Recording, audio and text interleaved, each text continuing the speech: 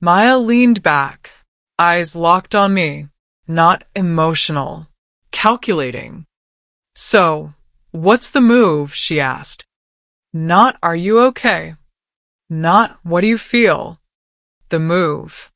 Because she already knew this wasn't about heartbreak anymore. This was about control.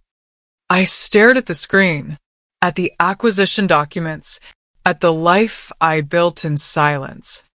And then I said it, quiet, but absolute. I'm not chasing him. Maya nodded once. Of course not. I'm not explaining myself. Another nod. And I'm not fixing anything he broke. She smiled slightly. Now we were aligned. So, what are you doing? I looked up, and this time, I smiled too. I'm inviting him. Maya raised an eyebrow, not confused, interested. To what? To the truth. Silence. Then she laughed. Low, sharp, dangerous. Oh, she said, you're not ending this quietly. I shook my head slowly. No. Because quiet endings only protect the person who caused the damage. And I was done protecting him. I pulled out my phone, unblocked his number for exactly 10 seconds, just long enough to send one message. Dinner is still on. Saturday, 8 p.m. Don't be late. That was it. No anger, no explanation, no emotion, just certainty. Then I blocked him again. Maya watched me, studying every movement, every decision. You're not giving him access, she said.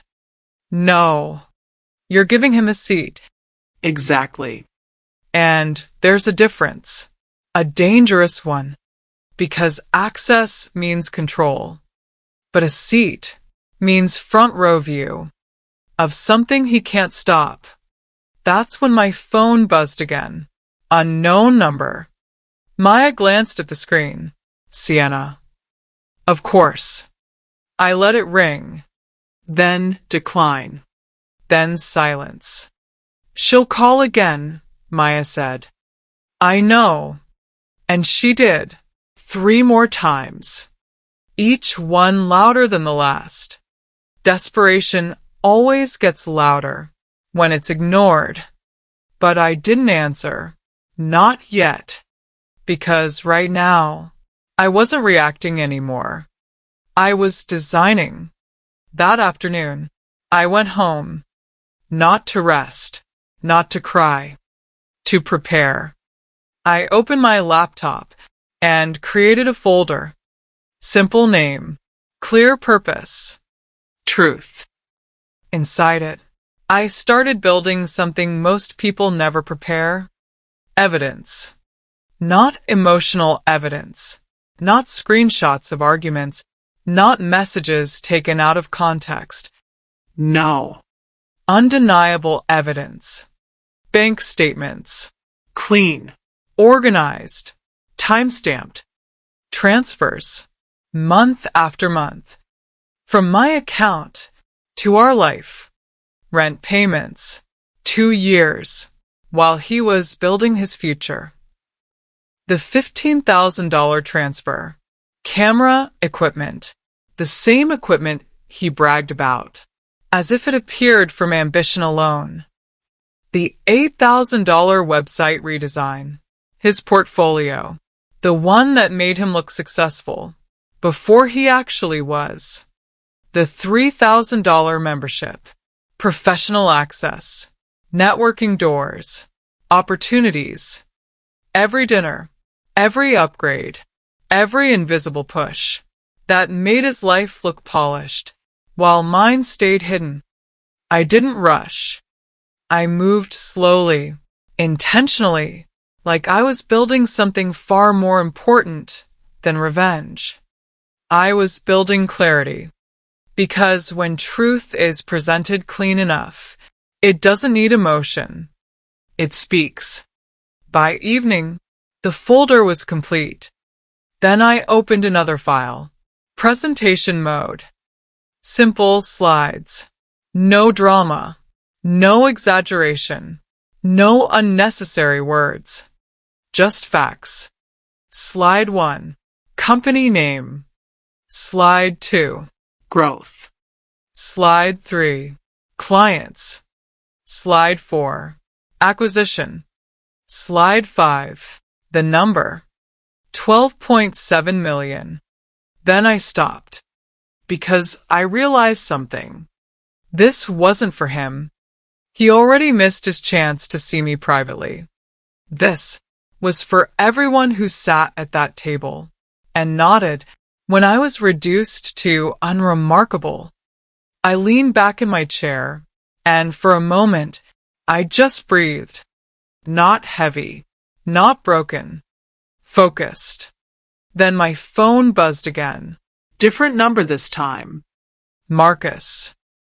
I let it ring once, twice, 3 times, then answered. Cora. His voice was tight, controlled, but underneath it, panic. What's going on? I smiled slightly, even though he couldn't see it. It's a birthday dinner. That's not what I mean. I know. Silence. Then he told us what happened. Of course he did. He said you're overreacting. He said you're trying to manipulate him. He said. I cut him off. Gently. Marcus. Silence. Just come to dinner. Another pause. Longer this time. Then quietly. What are you planning? I looked at the presentation still open on my screen. The truth. And I hung up. By night, the city outside my window looked the same. Lights. Movement. People living small stories that felt big to them. But inside me, something had shifted permanently. I wasn't reacting anymore. I wasn't hoping. I wasn't negotiating. I was executing. Day 1 passed, then day 2, then day 3. And the messages started changing. First, anger. You're being irrational. You're overreacting. This isn't fair. Then confusion. Why won't you talk to me? Can we just sit down like adults? I don't understand what you're doing. Then desperation. I know I messed up. I didn't mean it like that. We've been together 7 years. That has to mean something. I didn't respond. Not once. Because silence, when used correctly, is louder than any argument. By day 5, his messages became something else. Fear. Are you leaving me? Are you talking to a lawyer? Why are you doing this? I read every message. Didn't reply to any. Because this wasn't a conversation anymore. This was a realization. And realizations don't need replies. By day 7, he came to the apartment. Knocking. Not loud, but repeated. Like someone who wasn't sure if they still belonged there. I stood inside, listening. Not moving. Not answering. Because the truth was simple. He didn't belong there anymore. Eventually, the knocking stopped. And with it, something else ended too. That night, I made the final call. Alia Russo. Reservation for 2, I said calmly. Pause. I need to modify it. How many guests? I looked at my reflection in the dark window. 12. Silence on the other end. Then, of course. Tasting menu. Yes. Wine pairing.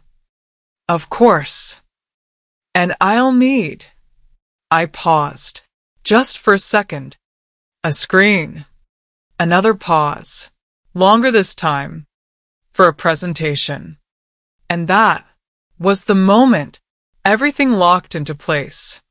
Because now, it wasn't just a dinner anymore. It was a stage.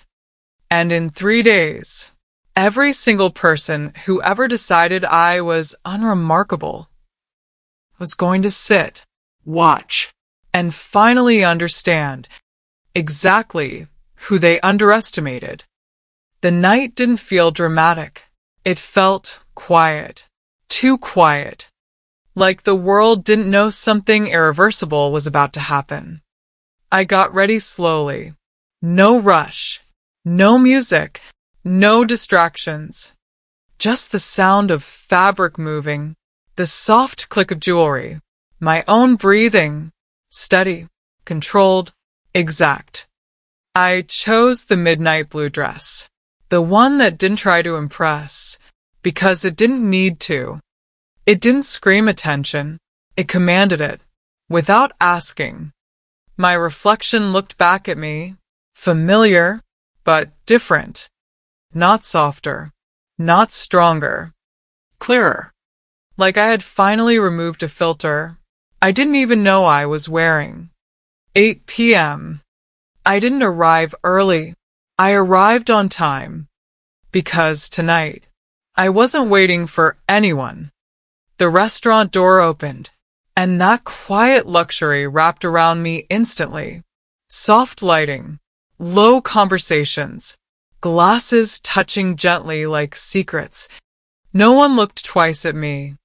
And that made me smile, because invisibility used to be my cage. Now, it was my weapon. Colette was already waiting, elegant, composed, the kind of woman who understood everything without asking anything. Everything is ready, she said softly. Of course it was. She led me through the main room, past tables filled with people celebrating small wins, anniversaries, promotions, dates that felt important. None of them knew this wasn't a dinner. This was a dismantling. The private room was perfect. Table set for 12. Crystal glasses catching light like they knew something was about to break. Menus aligned. Chairs placed with intention. And in the corner, quiet, waiting, the screen. I walked to it slowly, opened my laptop, connected it. Slide 1 appeared. Simple. Clean. Final. I didn't scroll through it all. Didn't need to. I already knew. Every word. Every number. Every truth. I closed the laptop. Perfect, I said. Then I left the room. Not to wait inside. To watch. The bar gave me a clear view of the entrance. A perfect angle. I sat. Hands relaxed. Expression neutral, like I was just another guest, waiting for someone. 7:53. Marcus and Devin walked in first. Suits. Confidence. That same energy men carry when they think they understand the room. They didn't. I watched them check their phones, look around, exchange confused glances, because they didn't know who invited them. Good. Confusion is the first crack. Colette approached them, guided them smoothly toward the private room. They followed, still trying to piece it together. 7:57. Harper arrived next. Sharp, precise, controlled. The kind of woman who never looks lost, even when she is.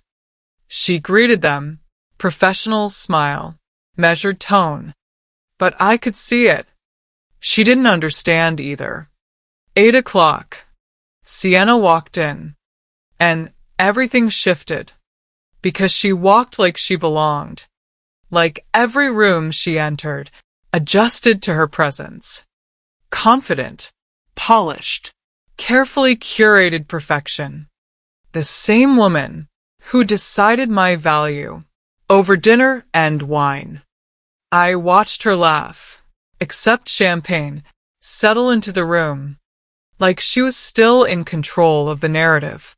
Not for long. 8:03. The door opened again, and there he was. He paused at the entrance, just for a second, scanning, processing, trying to understand why his world felt slightly off.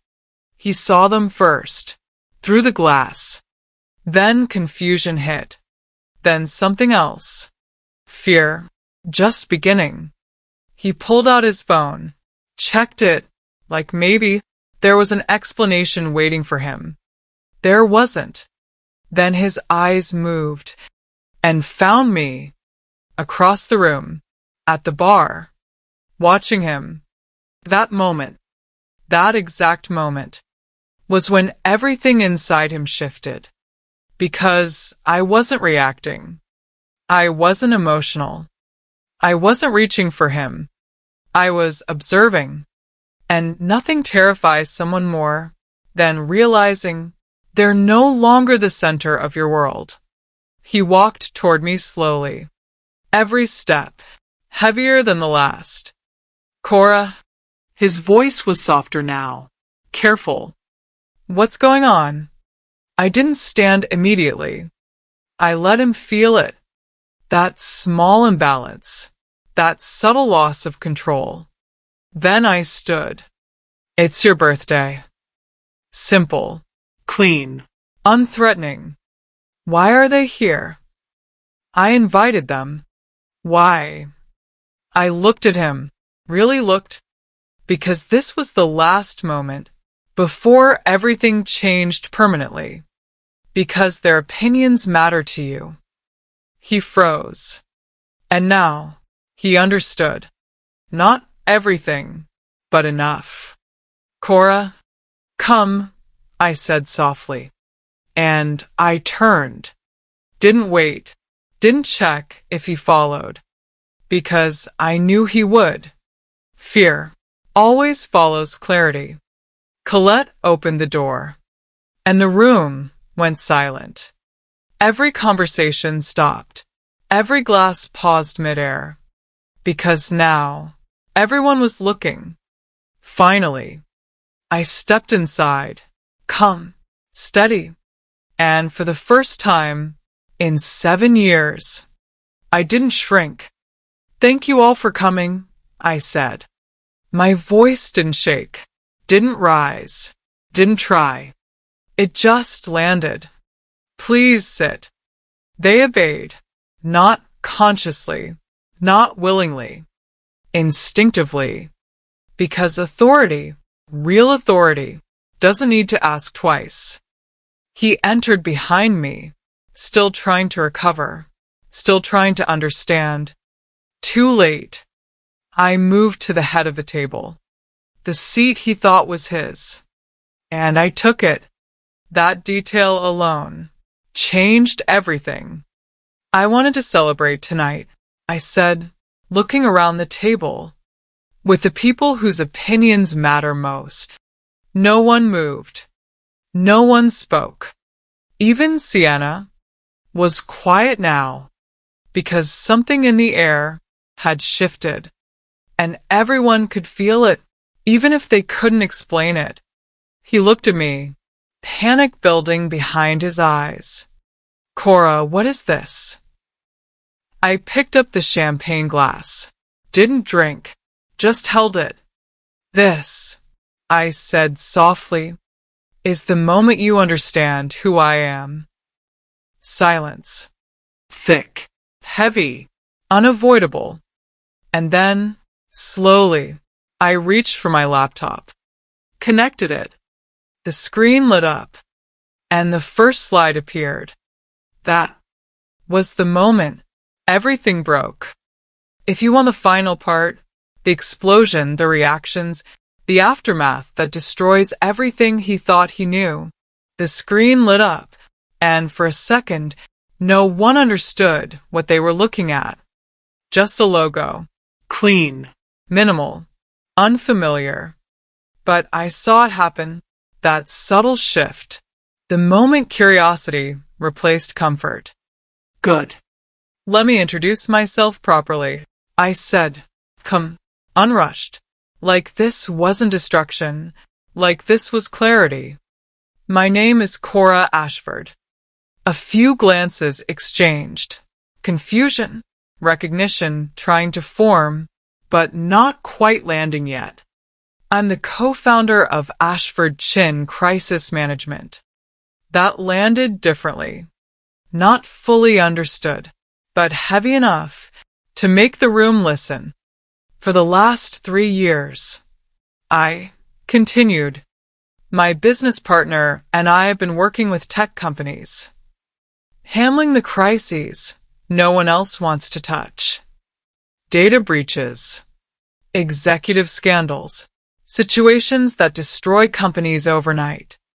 No one moved, not even him, because now his brain was racing, trying to reconcile 2 versions of me and failing.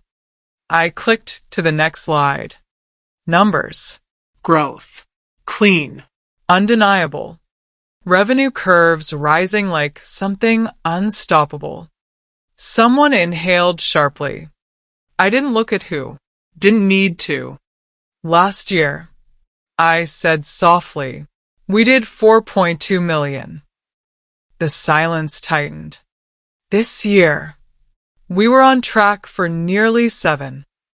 Now they were looking at each other, not at me, at each other, because the story they believed was collapsing, and people hate being wrong in groups. I clicked again. The acquisition slide. Official. Stamped. Final. Today, I said, and this time, I let the pause stretch, just enough. Our company was acquired. His hand tightened around the edge of the table. 21 million. No reaction yet, because numbers like that take a second to land. Then, my share. And I looked directly at him. 12.7 million. That was the moment. The exact moment. Everything inside that room shattered. Sienna's glass trembled slightly. Marcus blinked, like he missed something. Devin leaned back, completely still. And him. He looked like he stopped existing for a second. Because there's a difference between hearing something and realizing it's real.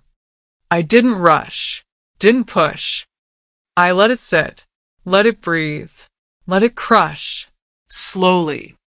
Then I clicked again. The next slide appeared. Bank statements. Side by side. Clear. Organized. Brutal. These, I said quietly, are the transfers I made over the last 18 months.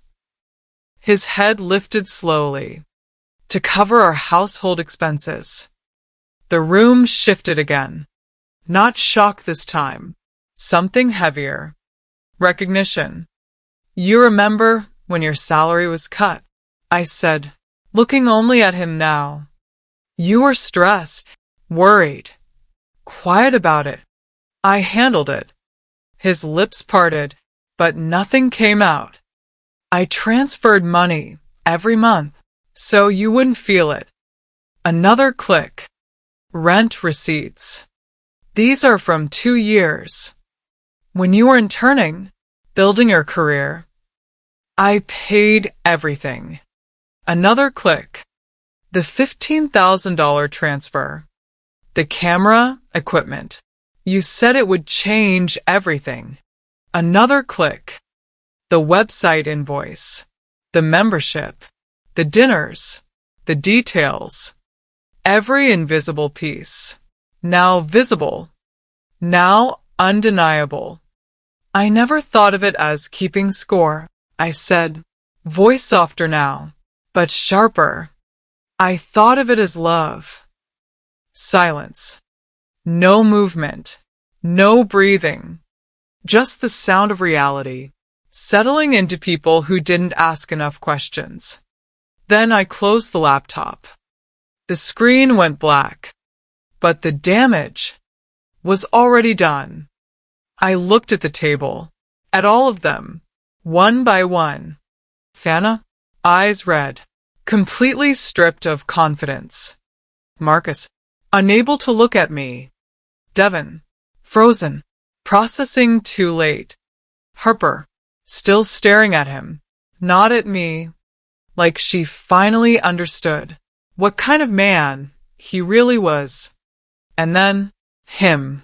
He looked smaller, not physically, structurally, like something holding him together had quietly collapsed. I kept it quiet, I said, because I thought being a good partner meant making space for you to feel bigger. I tilted my head slightly, but looking at this now, I realized something. I paused, just enough. I wasn't supporting you. The room leaned in, without meaning to. I was protecting your illusion. That line, that one broke him. He dropped his gaze completely. No defense, no argument, no ego left to hold on to. Just truth. I picked up the champagne glass. This dinner, I said calmly, I paid for it. A few small reactions, barely audible. Tasting menu, wine pairings, private room. $400 per person. I looked around the table again. Consider it my last investment. Then, finally, I raised the glass to finding better. No smile, no warmth, no softness left. May you all eventually learn what remarkable actually looks like. And I drank. The sound of the glass touching the table was louder than anything said that night. Then I turned, and I walked out. No hesitation, no second glance, no checking if he followed, because I already knew he couldn't. Behind me, voices exploded. Confusion, anger, questions. But none of it reached me, because for the first time in 7 years, I wasn't part of that noise anymore. The night air hit my skin, cool, clean, real. And as I walked away, something inside me finally settled. Not revenge, not victory, release. Because the truth is, I didn't destroy him that night. I just stopped protecting him. And sometimes that's worse. If this hit you, if you felt every line, type visible in the comments and tell me what moment made you realize you've been shrinking for someone who never even noticed.